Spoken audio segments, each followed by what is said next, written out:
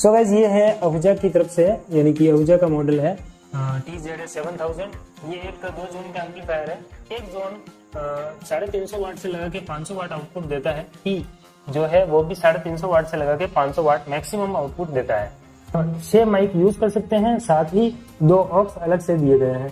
ये जो 1 2 3 4 5 6 ये जो 6 बटन दिए गए हैं, ये 6 माइक के लिए दिए गए हैं। और ये दोनों जो स्विच दिए हैं ऑक्स 1 और ऑक्स 2, ये इनपुट लेवल पे काम करेंगे। साथ ही ये जो सेलेक्टर स्विच दिया गया है, ये स्टीरियो और मोनो को सेलेक्ट करने के लिए दिया गया है। और अगली बात करें तो यहाँ पर जोन ए को ऑन ऑफ करने के लिए ये बटन दिया गया है और जोन बी को ऑन ऑफ करने के लिए बटन दिया गया है। वो बटन जो दिए गए हैं ये जोन ए की सेटिंग है, ये मास्टर वॉल्यूम है जोन ए का। और ये जो देख रहे हैं ये डबल बटन है और ये बेस है, 0 पर रखेंगे, जिससे ना तो ट्रबल ज्यादा आए और ना ट्रबल कम पड़े। जो मास्टर वॉल्यूम है इसको हम सेंटर में ही रखेंगे ताकि ये अच्छा आउटपुट दे। और ये जो आप एलईडी देख रहे हैं ये लेवल एलईडी है इस एम्पलीफायर की आउटपुट बताने के लिए। और नीचे जो आप सेलेक्टर स्विच देख रहे हैं, अगर हम इस स्विच को नीचे रखते हैं तो ये स्पीकर बॉक्स आउटपुट पे सेलेक्ट होगा और ये जो ऊपर है ये हॉर्न यूनिट ड्राइवर पे सेलेक्ट होगा। तो ये बॉक्स स्पीकर में सबसे अच्छी आवाज हमें सुनने को मिलती है। ऐसी की ऐसी सेटिंग जोन बी की है जो मैंने आपको जोन ए में बता दी थी। और इधर की बात करें तो ये हमें मशीन का इस एम्पलीफायर का पावर स्विच दिया गया है जो कि 6 एम्पियर 220 वोल्ट से लगा के 240 वोल्ट तक काम करता है। और ये दोनों जो स्विच दिए गए हैं ये रीसेट और ओवरलोड स्विच है। और ये जोन ए का स्टेटस मॉनिटर है और ये जोन बी का स्टेटस है। जब एम्पलीफायर ओवरलोड होता है तो ये पीली लाइट जलती है और जब एम्पलीफायर ऑन है तो इस स्टेटस को बताने के लिए दोनों रेड लाइट जलती है, जिससे कि हमें मालूम पड़े कि ये दोनों चैनल प्रॉपर काम कर रहे हैं। तो इस एम्पलीफायर का जो साइड व्यू है वो मैं आपको बता देता हूँ कि जो इस एम्पलीफायर के जो टोटल ट्रांजिस्टर्स दिए गए हैं, पावर ट्रांजिस्टर्स, वो इस एम्पलीफायर के अंदर ही दिए गए हैं। जो अब बात करते हैं इस एम्पलीफायर के पीछे की व्यू, यानी कि रियर पैनल की और टोटल वायरिंग कनेक्शंस के बारे में।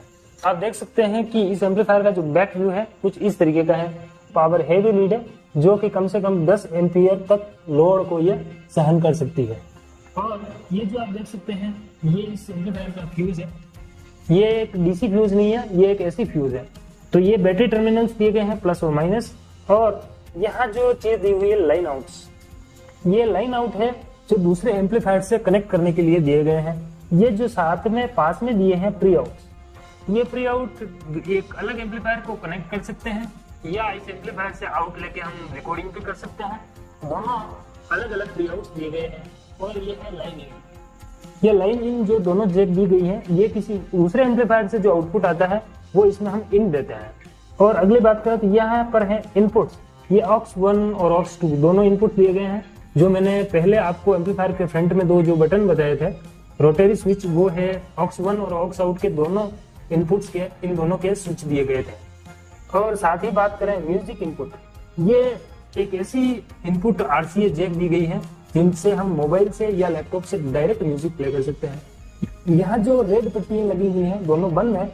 ये जो दोनों का काम है ये है कॉमन 70 वोल्ट प्लस 100 वोल्ट। ये वहां यूज आते हैं जोन ए और बी के दोनों, जब एम्पलीफायर से काफी दूर पर LMT यूनिट्स ड्राइवर लगे हुए हों या 1 किलोमीटर से लगा के आधे किलोमीटर तक दूर LMT ड्राइवर यूनिट लगे हुए हैं, उसके लिए common plus 70 volt plus 100 volt दोनों सप्लाई दी गई है, दोनों जोन की अलग अलग। साथ में जो नीचे की तरफ आप देख रहे हैं, जब हम सिंगल स्पीकर यूज करते हैं, लाइक हम 500 वाट का सिंगल 18 इंची या सिंगल 15 इंची स्पीकर जब हम यूज करेंगे तो एक स्पीकर को एक जोन पे यूज करेंगे तो हम कॉमन प्लस 8 ओम पे लगाएंगे, क्योंकि सिंगल स्पीकर 8 ओम का होता है। जब हम 2 स्पीकर 8 ओम के 2 स्पीकर जोड़ेंगे तो 8 और 8 4 ओम हो जाएंगे। तो ये थी इस एम्पलीफायर की स्पीकर वायरिंग कनेक्शन। और ये जो आप देख रहे हैं ये जो स्टील का स्विच, ये तब काम आता है जब इस एम्पलीफायर की बॉडी में करंट आ रहा हो, कि हम जनरल और छोटे स्पीकर के साथ इसकी टेस्टिंग कर लेते हैं। हमारे पास एक 8 इंच का 75 वाट का स्पीकर है।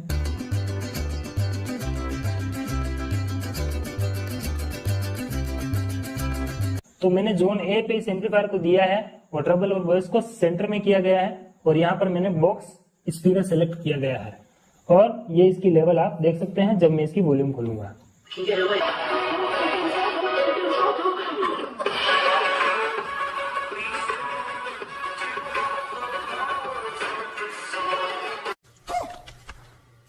ये छोटा स्पीकर है, जनरली ये इसकी आवाज पूरी सहन नहीं कर पाएगा।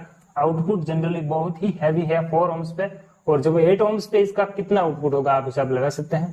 तो ये थी इसकी कंप्लीट ओवरव्यू और इसकी टेस्टिंग। तो ये वीडियो आपको कैसा लगा हमें कमेंट में अपनी सजेशंस दीजिए, और ऐसे ही साउंड और टेक्नोलॉजी वाले वीडियोस चैनल पर आते रहेंगे। सो वीडियो देखने के लिए थैंक यू।